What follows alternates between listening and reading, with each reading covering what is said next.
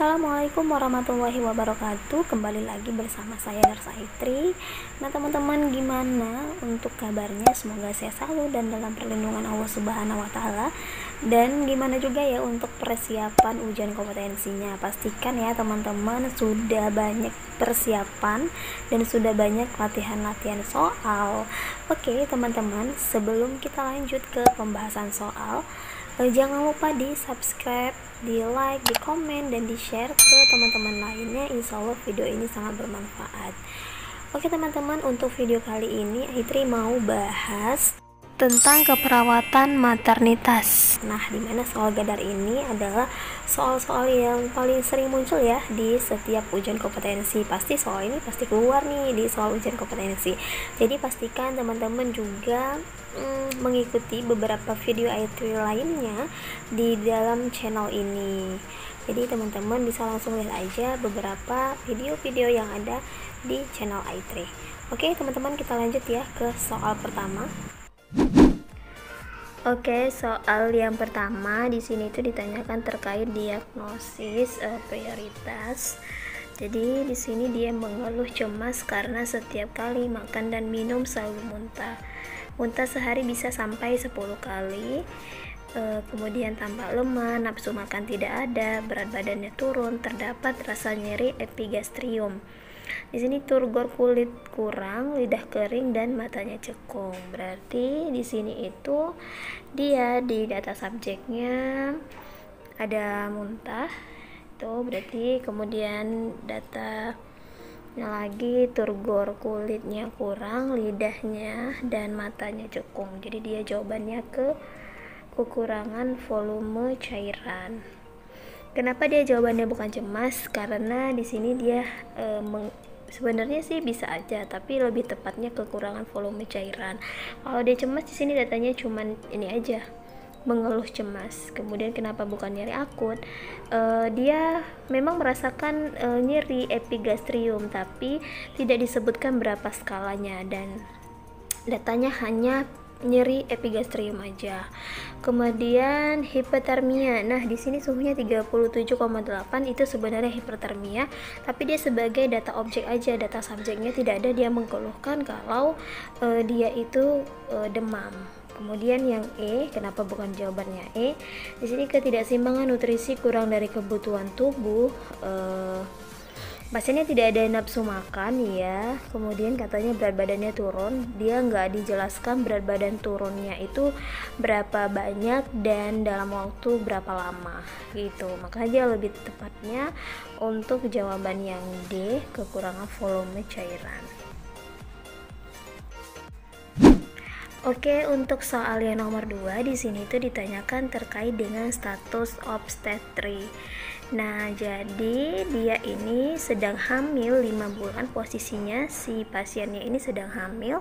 Pada tahun 2018 dia melahirkan seorang laki-laki. Berarti P-nya 1. P-nya 1 ya. Kemudian tahun 2019 mengalami keguguran, berarti dia abortusnya 1 ya kan. Kemudian 2 tahun berikutnya melahirkan seorang anak perempuan, berarti P-nya 2 ya kan.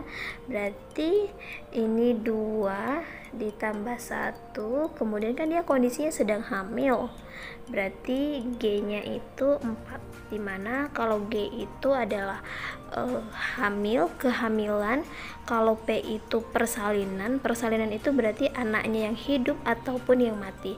Tapi kalau abortus itu yang dia keguguran, makanya dia jawabannya yang A, G4 P2 A1.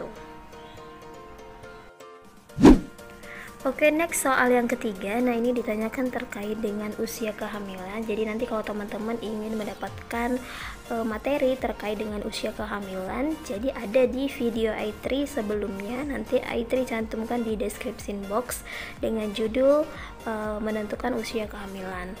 Nah, jadi di sini itu nilai TFU-nya 28. Ingat, setiap soal yang hitung berhitung kita langsung aja menghitungnya Jadi langsung dijawab. Di sini usia kehamilan yang ditanya minggu, berarti rumusnya itu sama dengan TFU-nya 28, kemudian ini 8/7. Oke. Nah, dimana soalnya itu memang pada saat ujian itu kita tidak diberikan oret-oretan, jadi lebih memudahkan sih, banyak yang bisa disederhanakan pada perhitungan-perhitungan gitu. Di sini 28 ini bisa dibagi 7, itu nilainya 4, baru kemudian 4 dikali 8 itu sama dengan 32 minggu. Berarti jawabannya adalah yang A. Oke, next untuk soal yang keempat. Jadi soal yang keempat ini yang ditanyakan kapan taksiran persalinan. Jadi ini nanti ada di video A3 sebelumnya dengan judul cara menghitung taksiran persalinan. Cara cepatnya, di situ materinya lebih lengkap. Nah, di sini itu nilai HPHT-nya dengan tanggal 16 Januari 2020. Berarti kita langsung aja 16 Januari. Januari itu berarti bulan 1 tahun 2020 ya kan. Nah, kemudian kalau dia HPHT-nya dari bulan Januari ke Maret, berarti tanggalnya itu ditambah 7. Nah, berarti 6 ditambah 7 itu 23. Kemudian bulannya itu ditambah 9, berarti ini 10. Berarti Oktober. Kita tinggal lihat aja.